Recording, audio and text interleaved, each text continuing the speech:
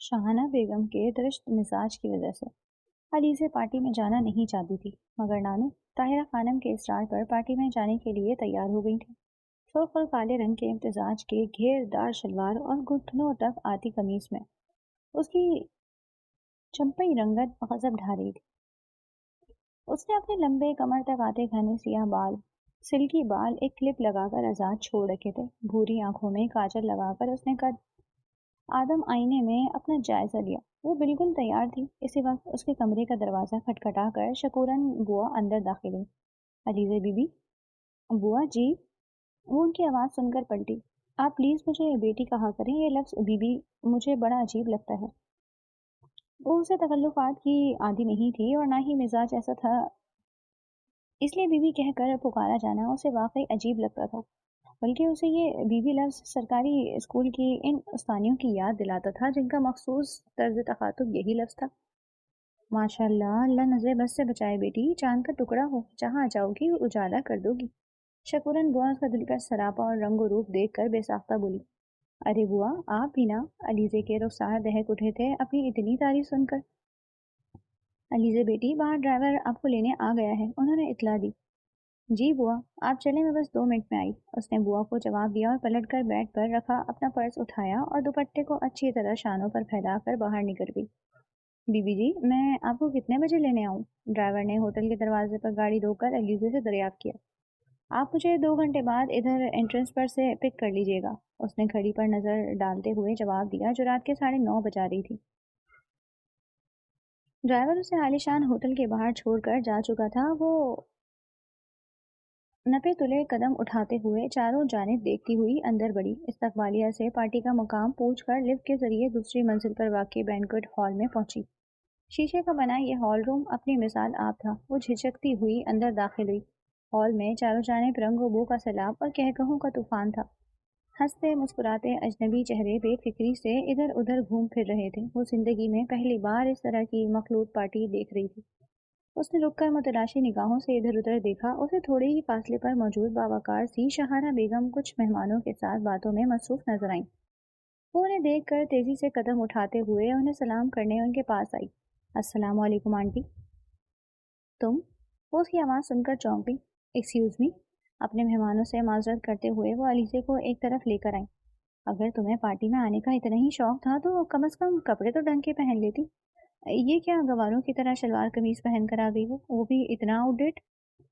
उन्होंने शोलेबार निगाहों से उसे घूरते हुए कहा, गो कि वो दोनों मेहमानों से जरा फासले पर थी, लेकिन शहाना बेगम की आवाज़ इतनी बुलंद थी कि इर्द गिर्द मौजूद खवातीन ने सब सुन लिया था। मिसेस सुलेमान, कौन है ये? एक खातून ने तरहम से अलीज़े के सुर्ख पड़ते चेहरे को देखते हुए सवाल किया। ये गांव से आई है। वो रुखाई से बोलती हुई अनीता को टेक्स्ट करने लगी। उजड़ गवार। इनका बस नहीं चल रहा था कि अलीज़े को उठा के बाहर सड़क पर फेंका है। ये लड़की क्या आपकी रिश्तेदार है? मिसेस करमानी ने जांचती निगाहों से अलीज़े के अहानत से सुर्ख पड़ते चेहरे और मिसेस सुलेमान के गुस्से से लाड़ पड़ते रुखसारों को देखकर पूछा।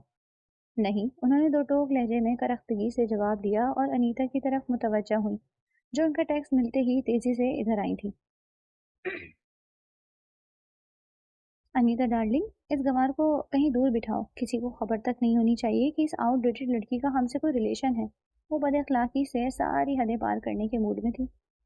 श्योर आनी जान।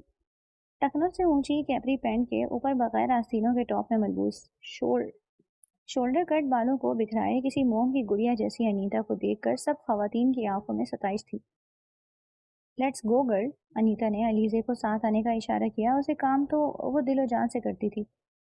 ख्वाब से सुर्ख पड़ते चेहरे को झुकाए अलीज़े उसके साथ चलती हुई एक कोने में आई। आज तक किसी ने उसकी इतनी बेइज्जती नहीं की थी। उसे तो इसके बाबा ने फूलों की तरह रखा था और यहाँ उसकी इतनी तस्लील की जा रही थी। बड़ी मुश्किल से उसने अपने आंसुओं को छलकने से रोका। वो यहाँ आई ही क्यों थी? उसे आना ही नहीं चाहिए था। वो इस माहौल का हिस्सा नहीं बन सकती थी।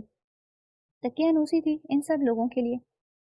वो यहाँ शहर अपने ख्वाब पूरे करने आई थी, किसी किटी पार्टी का मौजू सगन बनने नहीं। अनीता जी, मैं चलती हूँ। वैसे भी इस पार्टी में मेरा कोई काम नहीं है। वो तो आपने इतना इसरार करके बुलाया था तो। उसकी आवाज़ न चाहते हुए भी भर आ गई। अब आ ही गई हो तो थोड़ी देर रुक जाओ। वैसे भी तुमने कहाँ ऐसे हाई फाई पार्टीज देखी होंगी। अनीता ने मुस्कुराहट दबाकर कहा। Hello Anita darling. 3 लड़कियों और 2 लड़कों पर मुश्तमिल एक ग्रुप अनीता के पास आया। सबके हाथों में सुनहरे मशरूब के गिलास थे। फ्रेंड्स, इनसे मिलो, ये अलीज़े है, गांव की गोरी, इधर शहर की बत्तियां देखने आई है। उसने इस्तेज़ाई अंदाज में उसका तारुफ कराया। थोड़ी आउटडेटेड है पर अच्छी है। ओल्ड वाइन तो वैसे भी दिल को भाती है, और उसका नशा। एक दराज कद लड़का नदीदी निगाहों से अलीज़े को घूरते हुए बोला। अलीज़े उसकी बातों पर हया से कट के रह गई। यहाँ उसे किसी चीज़ से तशबीह दी जा रही थी। अनीता, प्लीज़ यार, बोर मत करो। मिल लिए हम इस गंवार से, चलो डांस फ्लोर पर चलो। देखो डीजे ने कितना ज़बरदस्त नंबर प्ले किया है। उसकी एक दोस्त नागवारी से अलीज़े को घूरते हुए बोली। तुम लोग चलो, मैं बस थोड़ी देर में तुम्हें ज्वाइन करती हूँ। अनीता ने इन सबको वहाँ से भगाया। सुनो लड़की, मेरी बात कान खोल कर सुनो और अपने इस दिमाग में बिठा लो। अनीता ने उसकी पेशानी पे अपने लंबे नाखून से सजी उंगली चुभोते हुए कहा। तुम जैसी लड़की हमारे माहौल में अनफिट है। अनफिट? इनफैक्ट तुम हमारे लिए, हमारी सोसाइटी के लिए एक बदनुमा दाग हो। इसलिए बेहतर होगा कि अपना बोरिया बिस्तर समेटो और किसी हॉस्टल में शिफ्ट हो जाओ, या वापस अपने गांव चली जाओ। अनीता ने नफरत से उसे देखा। अनीता, ये आप किस तरह से अलीज़ा से बात कर रही हैं? पास से गुजरते सुलेमान साहब, जो अभी अभी पार्टी में आए थे, अनीता का तल्ख लहजा और इज्जे का जब्त से सुर्ख पड़ता हुआ चेहरा देखकर ठिठक गए। अंकल वो। अनीता उन्हें देखकर गड़बड़ा गई। बहुत गलत वक्त पे दखल दिया था उन्होंने। अनीता के मंसूबे का सारा क्लाइमैक्स ही खाक में मिल गया। अब ये लड़की इनकी हिमायत पाके और शेर हो जाएगी। अनीता का दिमाग ये सोचकर मजीद खराब हुआ। बहुत बुरी बात है, आप अभी अलीज़े से सॉरी करें, सुलेमान साहब ने उसे टोका। सॉरी? अनीता ने शोले बार निगाहों से उसे देखते हुए जैसे माफी का पत्थर मारा। अलीज़े बेटा, बहन आपसे सॉरी कर रही है, अब आपसे बात ख़त्म कर दें। उन्होंने प्यार से अलीज़े के सर पर हाथ रखा। It's okay. अलीज़े ने बमुश्किल आंसू पीते हुए अनीता की माफ़ी कबूल की। इसके पास इसके अलावा और कोई चारा भी नहीं था। जितनी तस्दील होनी थी हो चुकी थी। ना अनीता की माफ़ी इस अहानत का अजाला कर सकती थी, और ना ही अलीज़े का नज़रअंदाज करना इसकी याददाश्त से इस तस्दील को मिटा सकता था। अनीता, आप, कोई गलत बात नहीं होनी चाहिए, अंडरस्टैंड? उन्होंने ऐनक के उकुब से अनीता को तंबी नज़रों से देखा। जी अंकल, डोंट वरी। अनीता ने ताबेदारी से सर हिलाया। अपने दोस्तों के सामने अंकल का तंबी करना और फिर अलीज़े जैसी गंवार लड़की से माफ़ी मांगना उसे बहुत खला था। अलीज़े को इसकी कीमत चुकाना पड़ेगी। इसने नफरत से उसे देखा। ओके गर्ल्स, आप इंजॉय करें, मैं ज़रा मेहमानों से मिल लूँ। वो अपनी दानिश में मामला सुलझा के पार्टी में शामिल मेहमानों की सिमत चले गए। उनके जाते ही अनीता ने अपने दोस्त को साथ आने का इशारा किया और अलीज़े को वहीं छोड़कर चली गई। अलीज़े ने डबडबाई हुई नज़रों से उसे जाते हुए देखा, फिर पूरे हॉल में नज़रें दौड़ाईं। सब आपस में मगन थे। उसके होने या ना होने से किसी को कोई फर्क नहीं पड़ता था, और ना ही पड़ रहा था। वो उनके लिए सिर्फ वक्ती दिलचस्प मौजू गुफ्तगू हो सकती थी। वो हिम्मत मुजतमा करते हुए उठी और हॉल से बाहर निकलकर होटल की पार्टी में आ गई। ड्राइवर के आने में बहुत वक्त था, और वो इधर ही एक सुकून से टेक लगाकर ड्राइवर का इंतजार करने लगी। वक्त गुजरने को बहुत कुछ था उसके पास। वो कड़वे जुमले, चुभती निगाहें, कुछ मुतरहम निगाहें और तमस्कुराना अंदाज। जिंदगी का ये कौन सा रूप था जहाँ लोगों के ऐसे रवैये थे। सारी दुनिया उसके छोटे से गांव जैसी नहीं थी। पता नहीं लोग शहर आने के लिए इतना तड़पते क्यों हैं। वो उन्हीं रवैयों के हिसार में सोचती रही, और इस लम्हे ये भूल गई थी कि वो खुद शहर क्यों आई थी। बेगम, आप आज अपने साहबजादे को वक्त पर ऑफिस भेज दीजिएगा। ऑफिस जाने के लिए नक्सर से तैयार सुलेमान साहब कुर्सी घसीट कर बैठते बोले। शकूरन, साहब का नाश्ता लाओ। शाहाना बेगम ने मुलाजमा को हुक्म दिया और खुद सुलेमान साहब की तरफ मुतवज्जा हुई। एक दो दिन ठहर जाएं, वो अभी कुछ दिन पहले ही तो टोरंटो से वापस आया है, और फिर आजकल तो उसकी रिकॉर्डिंग चल रही है। कुछ तो उसे रिलैक्स होने दें। ऑफिस कौन सा कहीं भागा जा रहा है। उन्होंने चाय कप में उंडेल कर सुलेमान साहब की तरफ बढ़ाई।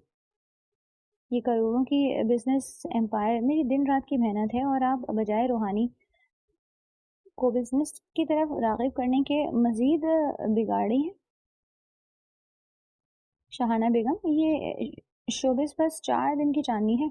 बेहतर है उसे अपनी फैमिली बिजनेस संभालने का मशवरा दें, वरना कल को अगर मैं नहीं रहा तो ये सब मट्टी में मिल जाएगा। उन्होंने दरिश्त लहजे से कहा। कम ऑन सुलेमान, वक्त बदल चुका है। आज का शोबिस स्टार स्मार्ट है। अगर बिजनेस से करोड़ों रुपए मिलते हैं तो शो बिजनेस में इससे कहीं आसानी से मिल जाते हैं। शाहाना बेगम ने उनकी सोच से अख्तलाफ किया।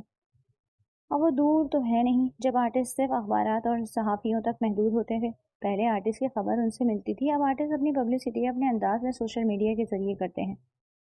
بس تمہاری یہی باتیں اسے شہ دیتی ہیں۔ سلیمان صاحب کو غصہ آ گیا۔ اچھا آپ ناشتہ تو کرنے۔ شاہانہ بیگم نے انہیں ٹھنڈا کرنے کی کوشش کی، ویسے بھی وہ ان کے غصے سے خائف رہتی تھی۔ نہیں، خواہش نہیں رہی اب۔ وہ صاف انکار کر کے اٹھے، پھر کچھ خیال آنے پر دوبارہ انہیں مخاطب کیا۔ ایک بات اور، انیتا کو اچھی طرح سمجھا دیں، میں علیزے بیٹی کے ساتھ کسی قسم کی بدتمیزی یا زیادتی برداشت نہیں کروں گا، انہوں نے سرد لہجے میں کہا۔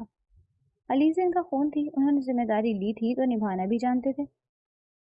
سلیمان، میں نے رات کو بھی کہا تھا اور ابھی بھی کہہ رہی ہوں کہ انیتا بچی ہے، اور کیا پتا ان دونوں میں کیا بات ہوئی تھی جو انیتا کو ایسا کہنا پڑا، لیکن آپ فکر مت کریں، میں انیتا کو دوبارہ بھی سمجھا دوں گی، انہوں نے نرمی سے کہا۔ Good morning uncle. ہیلو آنی۔ یونیورسٹی کے لیے تیار انیتا بلند آواز میں ان دونوں کو وش کرتی ناشتے کے لیے ڈائننگ روم میں داخل ہوئی۔ انیتا، یہ رات تم نے علیزے کے ساتھ بدتمیزی کیوں کی؟ شاہانہ بیگم نے سختی سے پوچھا۔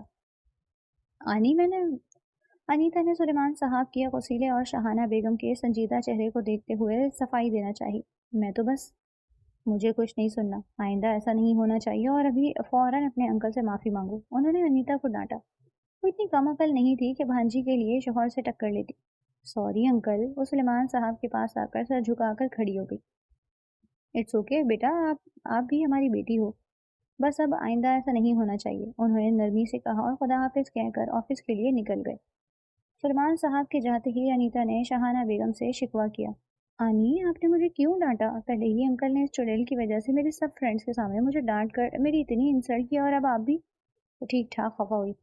یہ لڑکی جب سے آئی تھی اس کی وجہ سے اسے 10 دفعہ سوری کرنا پڑی، غصے اور توہین کے احساس سے اس کا برا حال ہو رہا تھا۔ انیتا، کل تم نے ٹھیک سے کام نہیں کیا، ورنہ آج تمہارے انکل تمہیں ڈانٹنے کے بجائے اس گنوار کو واپس سوات بھجوانے کی تیاری کر رہے ہوتے، شاہانہ بیگم نے خفگی سے کہا۔ انیتا لاکھ ان کی لاڈلی صحیح، لیکن کل کی اس کی حماقت سے وہ بھی نالا تھی، سو آج کسر پوری کر لی۔ میں نے تو اچھا پلان بنایا تھا، لیکن عین وقت پر انکل آ گئے، ورنہ اسے دھکے دے کر نکلواتی میں، انیتا نے جوس کا گلاس اٹھاتے ہوئے تعصب سے کہا۔ انیتا، میری ایک بات گرہ سے باندھ لو، یہ بچوں کی طرح لڑنا بیکار ہے، اگر کسی پر وار کرنا ہے تو میٹھی چھری بن کر کرو، اتنے پیار سے وار کرو کہ سامنے والے کو پتہ ہی نہ چلے کہ یہ وار تم نے کیا ہے، انہوں نے سمجھایا۔ ہوم پالیٹکس کیا مطلب آنی؟ انیتا نے الجھ کر انہیں دیکھا۔ مطلب تمہارا کوئی دوست علیزے کو ٹارگٹ کرتا، خود سامنے آنے کی کیا ضرورت تھی؟ اب اگلی بار کوئی پلان بناؤ تو وہ فول پروف ہونا چاہیے، انڈرسٹینڈ؟ انہوں نے انیتا کو گھورتے ہوئے کہا۔ بیوقوف لڑکی، خود بھی گھر سے باہر ہوگی اور مجھے بھی کروائے گی، وہ بڑبڑائیں۔ سوری آنی، بٹ پرومس اب ایسا نہیں ہوگا، انیتا نے جوس کا خالی گلاس میز پر رکھا اور ان کے پاس آ کر ان کے گال چومے۔ گڈ گرل، شاہانہ بیگم مطمئن ہوتے ہوئے بولی۔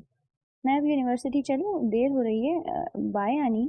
وہ تیزی سے اپنا پرس اٹھا کر ہاتھ ہلاتے ہوئے باہر نکل گئی، جہاں ڈرائیور اس کا انتظار کر رہا تھا۔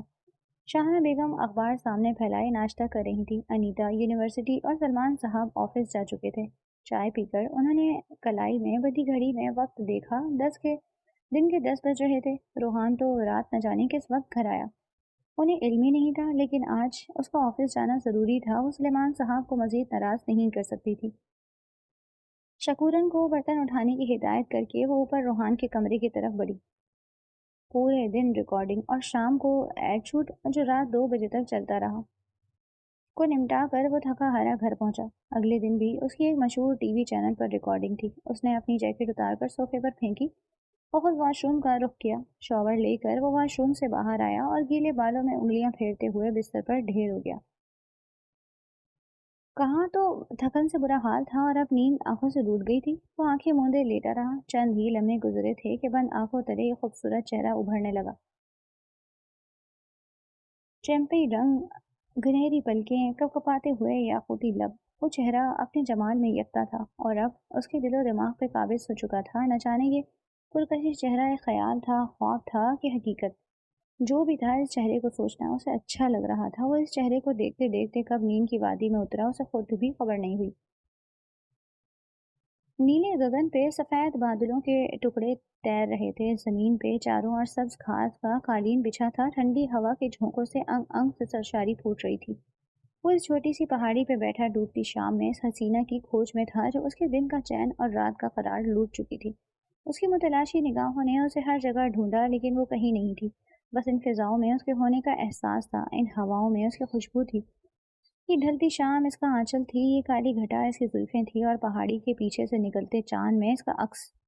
گلشن میں، بہاروں میں تو ہے، ان شوخ نثاروں میں تو ہے، پھولوں میں، چاند میں، تاروں میں، جدھر دیکھتا ہوں میں ادھر تو ہی تو ہے، جدھر دیکھتا ہوں میں ادھر تو ہی تو ہے. اس نے وائلن پر مدھر سی دھن چھیڑتے ہوئے ان فضاؤں میں اپنی آواز کا جادو جگایا. کسی کی کھلکھلاتی جاندار ہنسی کی کھنک نے اس شہر میں رنگ بھرا. وہ آ گئی تھی، وہ جھوم اٹھا، سفید آنچل ہوا کے دوش پہ لہرا رہا تھا، اس کی نازک کمر پہ سیاہ بالوں کا آبشار اٹکھیلیاں کر رہا تھا. روحان نے آگے بڑھ کر سفید آنچل کی نرمی کو اپنے ہاتھوں میں بھر لیا. روحان، کسی نے پیار سے اسے پکارا. کہو جانے روحان، وہ مدھم آواز میں بولا.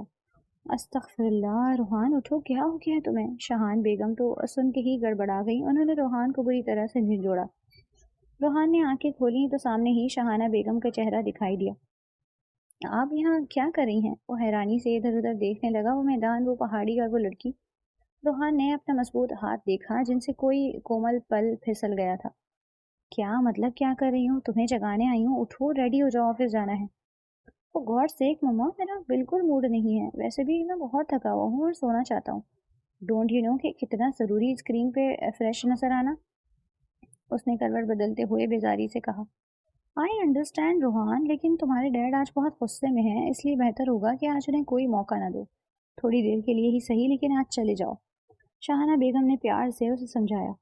ڈیڈ کو کیا پرابلم ہے؟ بیکار تو نہیں ہونا؟ اچھا خاصا کھا رہا ہوں پھر بھی اعتراض. آفس جاتا ہوں تو 10 کام پکڑا دیتے ہیں، میں اپنے شوق کے لیے کہاں سے وقت نکالوں؟ میرے خواب کب پورے ہوں گے پھر؟ اس نے چڑ کر پوچھا. آج چلے جاؤ، پھر بعد میں وہی کرنا جو تمہارا دل چاہے. وہ اسے پچکارتے ہوئے بولی. اچھا بس 1 گھنٹہ اور. اس نے واپس تکیہ منہ پر رکھا. روحان، انہوں نے بیڈ پر آڑے ترچھے لیٹے ہوئے روحان کو غصے سے دیکھتے ہوئے آواز دی. Get up now Rohan. Mama please disturb مت کریں. اس نے ناگواری سے جواب دے کر کروٹ بدلی. روحان گیٹ اپ. اب کہ وہ اس کے سر پر کھڑی ہو کر چلائیں تو وہ بڑی مشکل سے آنکھیں مسلتے ہوئے سیدھا ہوا. مما اتنی صبح صبح کیوں پریشان کر رہی ہیں؟ روحان، کیا ہے یہ سب؟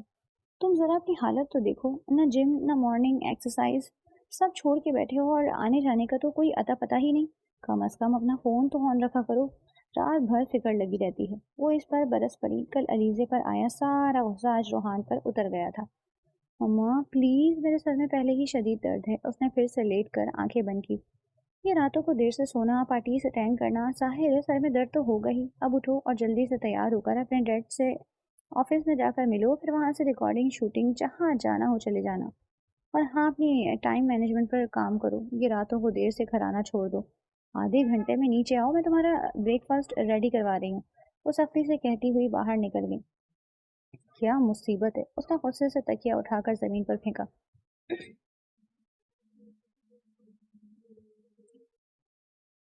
روحان کو جگانے کے بعد وہ سیڑھیوں سے اتر رہی تھیں کہ اندر آتے فہد پر نظر پڑی.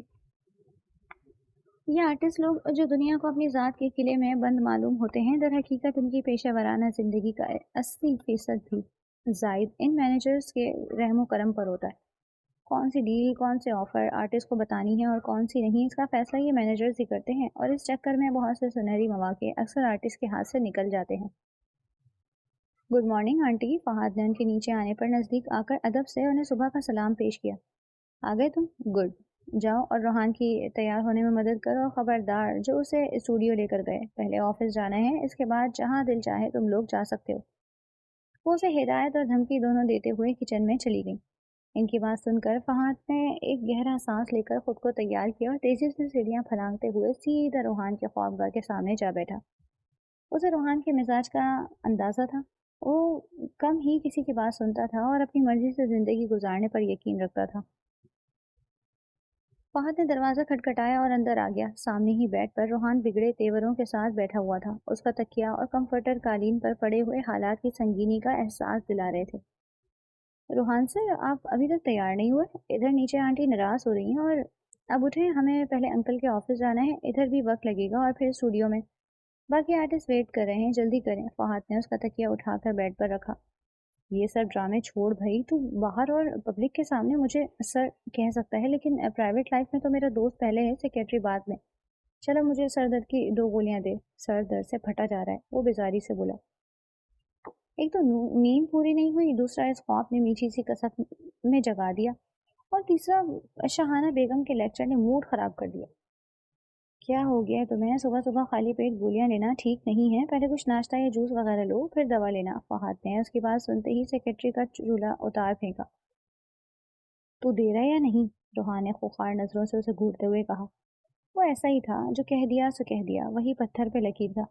देता हूँ यार, अब घूरना तो बंद कर। फहाद ने मेज की दराज खोलकर पेन किलर निकाली, बेडरूम फ्रिज से पानी की बोतल ली और साइड टेबल पे रखा गिलास उठा के खुद बेड पे आ बैठा। ये ले, और अब जल्दी कर, इससे पहले कि आंटी इधर आकर हमारी क्लास लें। उसने पानी की बोतल और 2 गोलियां रोहान की तरफ बढ़ाई। मैं तो अपने हिस्से का लेक्चर भुगत चुका हूँ बेटा, अब तेरी बारी है। ये फोन चार्ज पे लगा, मैं शॉवर लेकर आता हूँ, वो कसलमंदी से कहते हुए उठा। ज़्यादा देर बाद ब्लैक जीन्स और अरमानी के सफ़ेद शर्ट में मलबूस वो आईने के सामने खड़ा बाल बना रहा था। फहद सोफे पर बैठा अपने मोबाइल में मगन था। रूहान ने एक नज़र उस पर डाली और पॉइजन की बोतल उठाकर अपने ऊपर स्प्रे की। चलो। वो अपनी जैकेट उठाकर बाहर निकला। फहद ने जल्दी से फ़ोन बंद किया और उसके पीछे आया। रोहान, तुम ब्रेकफास्ट कर लो, मैं बाहर गाड़ी में तुम्हारा वेट कर रहा हूँ। बाहर क्यों? तुम भी नाश्ता करो, फिर साथ ही निकलेंगे। यार, मैं आंटी के हाथों मार खाना नहीं चाहता, बस तू नाश्ता कर और बाहर आ जा, फहद तेजी से कहता हुआ बाहर चला गया। फहद जब सिर्फ रोहान का दोस्त था, सेक्रेटरी नहीं बना था, तब भी शहाना बेगम से हमेशा एक मखसूस फासला रखता था और अभी भी उसे बरकरार ही रखना चाहता था। रोहान डाइनिंग रूम में आया, सामने ही शहाना बेगम उसके लिए नाश्ते की ट्रे सजाए बैठी थी। रोहान, उन्होंने गिलास में जूस निकाल कर उसकी तरफ बढ़ाया। रोहान ने खामोशी से एक गिलास लिया और एक लंबा घूंट भरा। ये चीज़ ऑमलेट ट्राई करो। उन्होंने प्लेट इसकी सिमट बढ़ाई। नो मम्मा, अभी मूड नहीं है। उसने जूस का पूरा गिलास खत्म किया और जाने के लिए खड़ा हो गया। चलो कोई बात नहीं, मैं तुम्हारा लंच ऑफिस भिजवा दूंगी, वो आराम से बोली। ये इस बात का इशारा था कि दोपहर के खाने तक उसे ऑफिस में ही रुकना है। ये सुन के रोहान के तेवर मजीद बिगड़े। खुदा को माने मम्मा, मैं सिर्फ 1 घंटे के लिए ऑफिस जा रहा हूँ। अब आप ये लंच का टंटना बीच में मत लटकाएं, वो उनकी 7 पुश्तों पे एहसान जताते हुए बोला। शहाना बेगम खामोश रही। वो जा रहा था, यही गनीमत था, अब उसे रोकना आगे सुलेमान साहब का काम था। मेडिकल कॉलेज में एक मसरूफ दिन गुजार कर वो बसों के धक्के खाती हुई शाम को घर पहुंची। अभी वो वॉशरूम से फ्रेश होकर ही निकली ही थी कि शकूरन बुआ खाने की ट्रे ले आई। बेटी, उन्होंने ट्रे मेज पर रख कर झिझकते हुए उसे मुखातिब किया। जी बुआ, कहें। अलीजा ने ट्रे अपनी तरफ कसकसाई और निवाला बनाते हुए कहा। आज का पूरा दिन इतनी मसरूफियत में गुजरा था कि वो कॉलेज में कैंटीन तक नहीं जा सकी। सुबह भी सिर्फ चाय का 1 कप पिया था। अब खाना देख कर उसकी भूख चमक उठी थी। बेटी, आप आराम से खाना खा लो, तो मुझे बेल दे देना, मैं आकर आपका किचन सेट करवा दूंगी, और अगर कुछ सौदा सलफ मंगवाना हो तो उसकी भी लिस्ट बना लें। उन्होंने आंखें चुराते हुए कहा। किचन? अली से हैरान हुई। उसका खाना पीना तो ताया के घर से आता था, फिर अचानक से अब ये कौन सा नया हुक्म जारी हुआ था? जी, वो बेगम साहिबा ने कहा है कि कल से आप अपने खाने पीने का इंतजाम खुद कर लें। शकूरन बुआ ने शर्मिंदगी से इस मासूम के चेहरे को देखते हुए अपनी बात मुकम्मल की।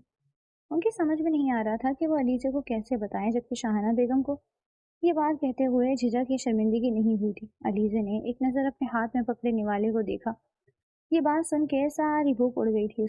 उसने आहिस्तगी से निवाला वापस प्लेट में रखा। बुआ, आप फिक्र मत करें, मैं खुद किचन देख लूंगी, आप ये बर्तन ले जाएं। वो ट्रे बड़े खिसकाते हुए खड़ी हो गई। उसे अपनी पिता की जंग खुद ही लड़ना थी, यहाँ किसी से मदद की तवक्का करना अबस था। बेटी, आप खाना तो खा लेती। बुआ ने तासुर से खाने की भरी ट्रे को देखा। उन्हें अलीजे को ये बात अभी नहीं बताना चाहिए थी। यकलख थी, उन्हें अफसोस हुआ। बस बुआ, भूख नहीं है। वो नरमी से मना करके जायनमाज उठाने लगी। अच्छा बिटिया, मैंने आपके किचन में कुछ ज़रूरी इस्तेमाल के बर्तन, दूध, चाय की पत्ती और चीनी वगैरह रख दी है, बाकी सौदा कल ड्राइवर के साथ लेकर आऊंगी। आप किसी बात की फिक्र मत करना, मैं सब देख लूंगी। बुआ अपने तई उसे तसल्ली देकर ट्रे उठाकर वापस चली गई। वो उसके पास रुकना चाहती थी, लेकिन अंदर घर में शहाना बेगम उनका इंतजार कर रही थी। बुआ के जाने के बाद अलीसे ने मगरिब की नमाज अदा की। वो चाहे नमाज पर बैठी अपनी सोचों में गुम थी। उसे यहाँ आकर अच्छी तरह से एहसास हो गया था कि अगर यहाँ रहना है तो अपना हौसला बुलंद रखना होगा, खुद को मजबूत रखना होगा, बहुत कुछ झेलना होगा, बहुत से तल्ख रवैये बर्दाश्त करने होंगे। यहाँ रहना उसकी हिम्मत और बर्दाश्त के लिए एक कड़ा इम्तिहान साबित हो रहा था। اس کی انا مجروح کی جا رہی تھی، مگر وہ دل برداشتہ ہو کر لوٹنا نہیں چاہتی تھی۔ اس کے خواب، اس کے ماں باپ کی اس سے وابستہ امیدیں، وہ انہیں توڑنا نہیں چاہتی تھی، لیکن اس روز پارٹی کے واقعے نے اسے پہلے سے زیادہ دل شکستہ کر دیا۔ کتنی خوشی سے، کتنے خواب بنتے ہوئے وہ اس بڑے شہر میں آئی تھی۔ ایک سپنا جو بچپن سے اس کے ساتھ تھا، سفید کوٹ کے اوپر گلے میں اسٹیتھوسکوپ لٹکائے مریضوں کا علاج کرنا، یہ سپنا اسے بہت عزیز تھا، اور وہ انیتا تو کیا، کسی کو بھی اپنے اس خواب کی راہ میں رکاوٹ بننے کی اجازت نہیں دے سکتی تھی۔ اگر میں کہیں کرائے پر رہ لیتی ہوتی تو تب بھی تو مجھے اپنا خیال خود رکھنا پڑتا، اپنی گروسری، اپنے کھانے پینے کا انتظام خود کرتی، تو اب کیوں نہیں؟ مجھے یہاں اپنے تایا تائی کا گھر نہیں بلکہ کرائے کا مکان سمجھ کر رہنا ہوگا۔ اس نے خود کو سمجھایا اور جائے نماز لپیٹ کر کھڑی ہو گئی۔ اب اس کا ارادہ اس انیکسی میں بنے چھوٹے سے کچن میں جا کر اپنے لیے چائے بنانے کا تھا۔ ابھی وہ کمرے سے نکلنے ہی لگی تھی کہ اس کا سیل فون بج اٹھا۔ اس نے لپک کر میز پر رکھے فون کو اٹھایا، سوات سے کال تھی۔ یہ ماں باپ بھی اللہ نے کیا پیارا رشتہ بنایا ہے، جو ہر مشکل گھڑی میں سہارا ہوتا ہے، امید ہوتا ہے، یقین ہوتا ہے۔ السلام علیکم۔ اس نے فون اٹھا کر اپنی مردگی چھپاتے ہوئے سلام کیا۔ آواز میں مصنوعی صحیح لیکن حشاش بشاشت تھی۔ وہ اتنی دور بیٹھے ماں باپ کو پریشان نہیں کر سکتی تھی۔ وعلیکم السلام، علی سے بیٹی کیسی ہو؟ زیبا بیگم کی آواز ابھری۔ میں ٹھیک ہوں امی، آپ بتائیں آپ کی طبیعت کیسی ہے اور بابا کیسے ہیں؟ ماں کی آواز سن کر اس کی آنکھوں میں نمی ابھر آئی۔ علیزہ بیٹا، سچ سچ بتاؤ، تم ٹھیک تو ہو؟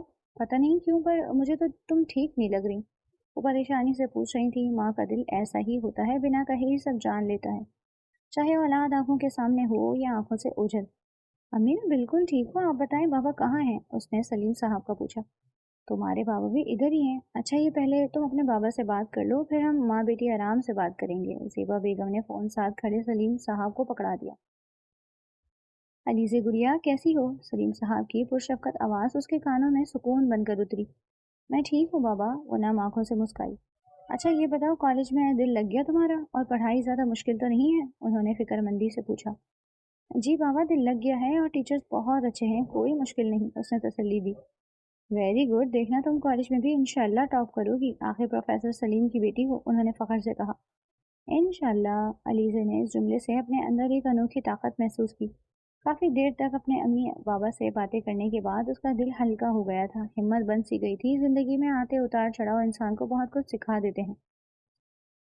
اسے ابھی انسانی رویوں کو جانچنا نہیں آتا تھا، وہ تیراک نہیں تھی، اسے تیرنا نہیں آتا تھا، لیکن اب اسے اپنی بقا کے لیے، اپنے اور اپنے بابا کے خوابوں کے لیے خود کو ڈوبنے سے بچانا تھا۔ اگر یہ شہر، یہ لوگ اس کے نہیں تھے تو اسے بھی انہیں اپنا بنانے کی کوئی خواہش اب نہیں رہی۔ بس اب خود کو خود تک محدود رکھنا تھا، بس پڑھائی اور پڑھائی، اس کے علاوہ کچھ نہیں۔ وہ رات گئے اپنا اسائنمنٹ بنا کر فارغ ہوئی، گھڑی میں وقت دیکھا تو رات کا 1 بج رہا تھا۔ صبح کالج میں جانا تھا، اس نے جلدی جلدی اپنی کتابیں سمیٹ کر بیگ میں ڈالی، سارا کمرہ سمیٹا اور پھر چائے بنانے کے لیے کچن میں آ گئی۔ چائے بنا کر اس نے چولہا صاف کیا، لائٹ آف کرتے ہوئے اپنے کمرے کی طرف لوٹی تو چونک سی گئی۔ پوری شام میوزک ڈائریکٹر کے ساتھ اسٹوڈیو میں گزار کر وہ باہر نکلا تو راہداری میں اسے کچھ ٹی وی اور اخباری نمائندوں نے گھیر لیا۔ روحان سر، آپ کا نیا البم کب آ رہا ہے؟ کیا آپ کی بالی ووڈ فلم کی سائن کرنے کی خبریں درست ہیں؟ سنا ہے آپ کا نیا البم کا تھیم رومانس ہے۔ چاروں جانب سے سوالوں کی بوچھار ہو رہی تھی۔ وہ مسکرا کر ہاتھ اٹھا کر انہیں چپ کرانے کی کوشش کر رہا تھا۔ آپ سب لوگ باری باری سوال کریں، اس طرح تو آپ کے سوالات کے جواب دینا میرے لیے بہت مشکل ہے۔ اس نے ایک رپورٹر سے مائک لے کر سب کو مخاطب کیا۔ روحان، آپ کا نیا البم سنا ہے بہت رومانٹک ہوگا، کیا آپ ہمیں اس بارے میں کچھ بتائیں گے؟ ایک لڑکی نے مائک اس کی سمت بڑھاتے ہوئے پوچھا۔ میرا نیا البم دھیمے سروں اور حساس جذبوں کے اوپر ہوگا، اور باقی جب وہ لانچ ہوگا تو آپ خود چیک کر لیجیے گا کہ وہ کتنا رومانٹک ہے، اس نے مسکرا کر کہا۔ وہ جس طرح اپنے کام کو سمجھتا تھا، اس طرح باقی سب سمجھ سکتے تھے، اور نہ ہی روحان کو انہیں سمجھانے کا کوئی خاص شوق تھا۔ واہ، رومانس! آپ یہ بتائیں کہ اس البم کے لیے آپ کی اسپانسرشپ کیا ہے، انسپائریشن کیا ہے؟ ایک اور صحافی نے سوال کیا۔ پیار، عشق، روحان نے سنجیدگی سے جواب دیا۔ کیا آپ کو کسی سے پیار ہو گیا ہے؟ ایک نے شرارت سے پوچھا۔ نہیں، یہ ضروری تو نہیں، روحان نے تردید کی۔ تو پھر یہ پیار، عشق، یہ موضوع آپ نے کیسے چنا؟ جب تک خود نہ بڑھتا جائے اس کی روح کیسے جان پائیں گے آپ؟ عشق ایک عبادت ہے، یہ ایک ایسا جذبہ ہے جو ہم سب کی ضرورت ہے۔ عشق کی سیڑھی چڑھ کر انسان جینا سیکھ جاتا ہے۔ یہ عشق انسان کو نکھار دیتا ہے، اسے سنوار کر ایک بہترین انسان بنا دیتا ہے۔ جو انسانیت سے بغرض محبت کرتا ہے، روحان نے ایک جذب سے جواب دیا۔ روحان مان لیں آپ، میں گارنٹی سے کہتا ہوں کہ آپ کو کسی سے پیار ہو گیا ہے، ایک صحافی نے سنجیدگی سے کہا۔ اس کی بات سن کر ایک لمحے کو روحان کے دھیان کے پردے وہ گلابی چہرہ اپنی چپ دکھلا کر غائب ہو گیا۔ تمام صحافیوں کو نمٹا کر وہ باہر نکلا تو مشہور اداکارہ اور گلوکار ثانیہ سے ٹکرا گیا۔ ہیلو ہینڈسم، ثانیہ نے ایک ادا سے خود کو سنبھالتے ہوئے اسے مخاطب کیا۔ روحان نے ایک ترش نگاہ سے بغیر آستینوں اور گہرے گلے کی ٹاپ اور گھٹنوں تک آتی کیپری میں ملبوس ثانیہ کو دیکھا۔ موو، وہ رکھائی سے اسے ہٹا کر جانے لگا۔ کم آن روحان، تم ابھی تک مجھ سے ناراض ہو؟ میرے 2 کانٹریکٹ ختم کروا چکے ہو تو اب یہ ناراضی اور غصہ بھی ختم ہو جانا چاہیے۔ ثانیہ نے اس کے نزدیک آ کر اس کے مضبوط بازو پر ہاتھ رکھا۔ تم اچھی طرح جانتی ہو میں ڈرنک نہیں کرتا، پھر اس دن تم نے ایسی حرکت کیوں کی؟ وہ درشتی سے اس کا ہاتھ جھٹکتے ہوئے بولا۔ یہ بات وہ اب تک نہیں بھولا تھا، بھول ہی نہیں سکا تھا۔ روحان، اس دن غلطی سے جلدی میں نے ڈیڈ کی وسکی پیپسی سمجھ کر تمہیں دے دی، اب جانے بھی دو، معاف بھی کر دو، وہ ہاتھ جوڑتے ہوئے بولی۔ روحان لب بھینچے اسے دیکھتا رہا۔ اٹس فائن فرینڈس ناؤ، اس نے اپنا مرمری ہاتھ روحان کی طرف بڑھایا۔ روحان کوئی رد عمل ظاہر کیے بنا تند نگاہوں سے اسے گھورتا رہا۔ ثانیہ کا بھی پارا چڑھنے لگا تھا، لیکن وہ میٹھی چھری سے حلال کرنے کا پروگرام بنا چکی تھی۔ کم آن روحان، مرد بنو، کسی لڑکی سے ہاتھ ملانے کے لیے بھی تمہیں اپنی موم سے پرمیشن لینا ہوگی کیا؟ ماماز بوائے، اس نے طنز کا تیر چلایا جو سیدھا روحان کے دماغ پر جا کر لگا۔ یہ ماماز بوائے تم نے کسے کہا ہے؟ وہ غصے میں غرایا، اس کی انا پہ خاصی کاری ضرب لگائی تھی ثانیہ نے۔ ظاہر ہے تمہیں کہہ رہی ہوں جو ایک ڈرنک بھی ہینڈل نہیں کر سکتا، وہ بھلا کسی لڑکی سے ہاتھ کیسے ملائے گا؟ اور ویسے بھی ڈرنک کر کے اپنے ہوش و حواس صرف ایک مرد ہی قائم رکھ سکتا ہے۔ وہ جان بوجھ کر روحان کو اشتعال دلا رہی تھی۔ وہ غصے کا تیر تھا، وہ غصے کا تیز بھی تھا اور غصے میں ہوش کھو بیٹھتا تھا، اور وہ یہ بات اچھی طرح جانتی تھی۔ لیٹس گو، میں تمہیں بتاتا ہوں مرد کیا ہوتا ہے اور مردانگی کہتے کسے ہیں۔ وہ اس کی کلائی پکڑ کر واپس اندر اسٹوڈیو میں چلا گیا، جہاں ایک کمرے میں پروڈیوسر نے چھوٹی سی بار بنائی ہوئی تھی۔ ثانیہ کا ہاتھ چھوڑ کر روحان نے کیبنٹ سے ایک بڑی بیئر کی بوتل اٹھائی اور اس کی آنکھوں میں جھانکتے ہوئے پوری بوتل ہی پی گیا۔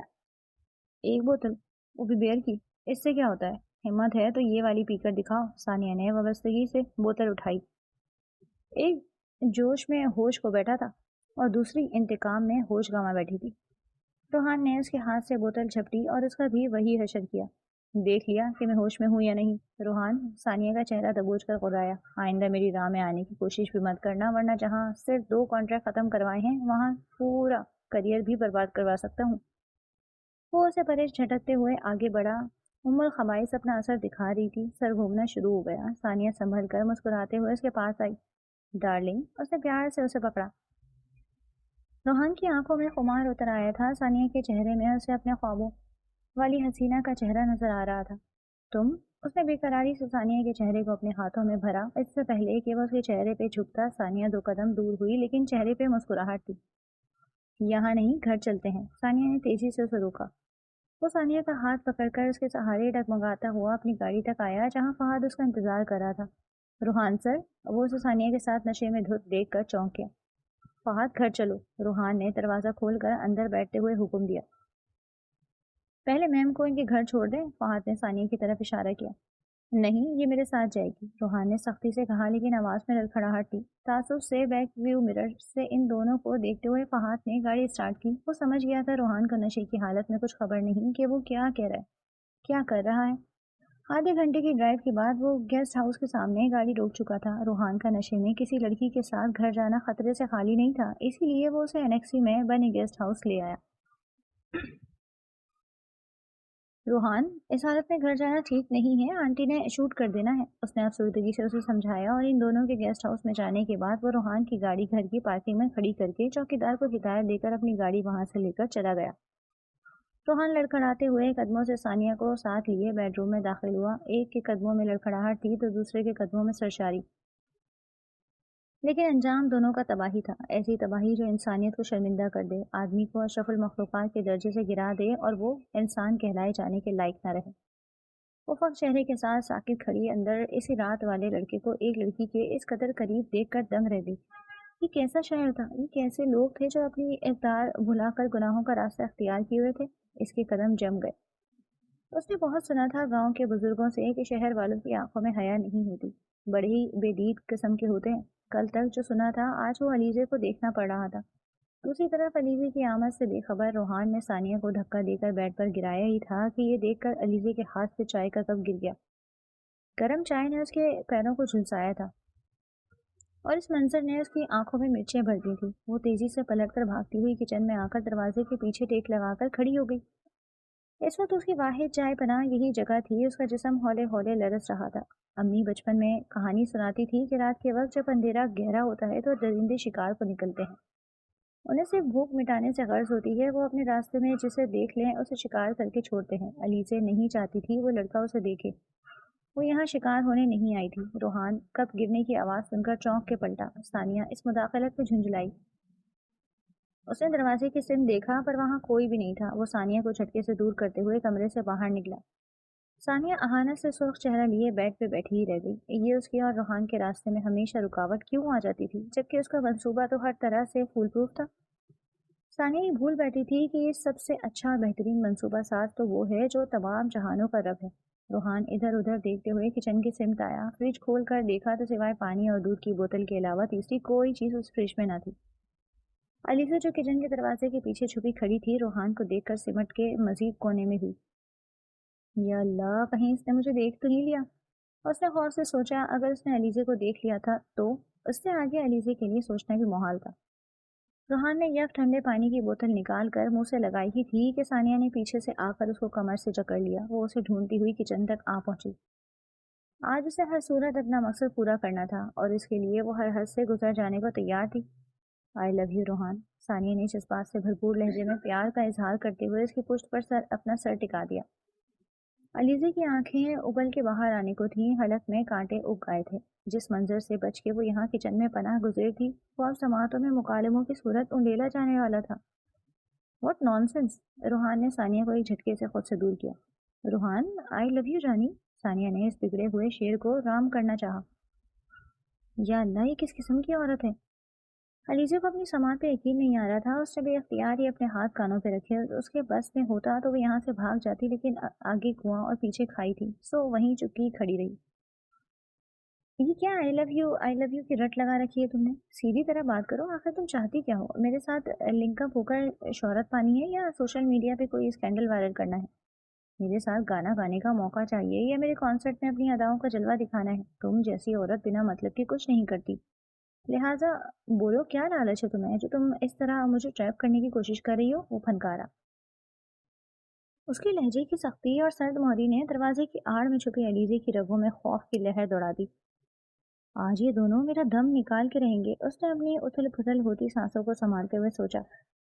روحان، واٹس رانگ ود یو؟ میں تم سے پیار کا اظہار کر رہی ہوں اور تم؟ پیار اور تم؟ وہ ہنسا۔ اس کے لہجے میں تمسخر تھا اور انداز میں تحقیر۔ پیار جیسے پاکیزہ جذبے کی بات کر بھی کون رہا تھا بھلا؟ کیوں، کیا میں پیار نہیں کر سکتی؟ ثانیہ کو اس کا انداز سخت ناگوار گزرا۔ عورت کا اظہار تو کسی بھی مرد کو رام کر دے، لیکن یہ پتھر تھا جو صرف سر پھاڑنا جانتا تھا، مہربانی کرنا نہیں۔ پیار تو بہت دور کی بات ہے، تم جیسی مادہ پرست لڑکی کے منہ سے تو یہ لفظ بھی عجیب لگتا ہے۔ اینی وے، میرے خیال سے آج کے لیے اتنا کافی ہے، اب نکلو تم یہاں سے۔ روحان نے ثانیہ کو باہر کا راستہ دکھایا۔ اسے لوگوں کو ان کے اوقات میں رکھنا آتا تھا اور ثانیہ جیسی لڑکیوں کو تو سبق سکھانے کی اشد ضرورت تھی۔ علیزہ دم سادے ان کی گفتگو سن رہی تھی۔ میں اس وقت اتنی رات کو کہاں کیسے جاؤں؟ ثانیہ اپنا منصوبہ مٹی میں ملتا دیکھ کر بوکھلا اٹھی۔ تم کوئی نیک شریف پردے میں رہنے والی بوبو تو ہو نہیں، نہ ہی گاؤں کی کوئی گنوار گوری ہو جس نے آج ہی شہر کی شکل دیکھی ہے۔ روحان کی اس بات پہ ثانیہ کا رد عمل تو جو تھا سو تھا ہی، پر علیزے کو بھی یوں لگا جیسے در پردہ روحان اسے سنا رہا ہے، اسے گاؤں کی گنوار کہہ رہا ہے۔ اس نے اذیت سے آنکھیں بند کی۔ روحان، تم نے تو ڈرنک کی تھی نا پھر اچانک سے؟ ثانیہ کی سمجھ میں نہیں آ رہا تھا کہ وہ اپنی حیرت کا اظہار کس طرح کرے۔ اس کے سامنے ہی تو روحان نے ڈرنک کی تھی، یہاں پہنچنے تک بھی وہ حواسوں میں نہیں تھا اور اب ایک دم سے وہ مکمل ہوش و آواز میں لگ رہا تھا۔ یہ کون تمہیں بیسٹ ایکٹریس کہتا ہے؟ تمہیں تو ایکٹنگ کی الف بے بھی نہیں معلوم، روحان نے ثانیہ کا مذاق اڑاتے ہوئے کہکہا لگایا۔ ثانیہ کا دماغ بھگ سے اڑا. اس کا مطلب روحان نے اس کو کون کیا تھا؟ وہ اسے گیم کھیل رہا تھا. تم ایکٹنگ کر سکتے ہو لیکن اس بار میں رکھی وہ بوتلیں جنہیں تم نے خالی کیا اس کا کیا؟ ہاں تم مجھے بیوقوف نہیں بنا سکتے. ثانیہ نے سارا حساب کتاب رکھا ہوا تھا. وہ یوں آسانی سے ٹرنے والوں میں سے نہیں تھی. علیزے تو بار اور بوتلوں کا سن کے ہی ہکا بکا رہ گئی تھی. تو یہ سب بھی ہوتا ہے یہاں؟ بنے بنائے کو مزید کیا بنانا. ثانیہ میڈم تم لاکھ چلا صحیح لیکن مرد کو سمجھنا تمہارے بس کی بات نہیں. تمہارے لیے اتنا جاننا کافی ہے کہ میں ڈرنک نہیں کرتا. روحان کے انداز میں تہذیب تھی. تم بہت غلط کر رہے ہو روحان. میرے ساتھ زیادتی کر رہے ہو میری محبت کو ٹھکرا کے. ثانیہ نے ملکہ جذبات بننے کی پوری کوشش کی لیکن سامنے کھڑا شخص ہر جذبے سے عاری تھا. پھر وہی بکواس. روحان کا پارا چڑھا. اس سے پہلے کہ میں بدلے حاضی کے سارے ریکارڈ توڑ دوں دفعہ ہو جائے یہاں سے. کیب کال کرو یا کسی ایرے غیرے سے لفٹ لو. یہ میرا پرابلم نہیں. Get out.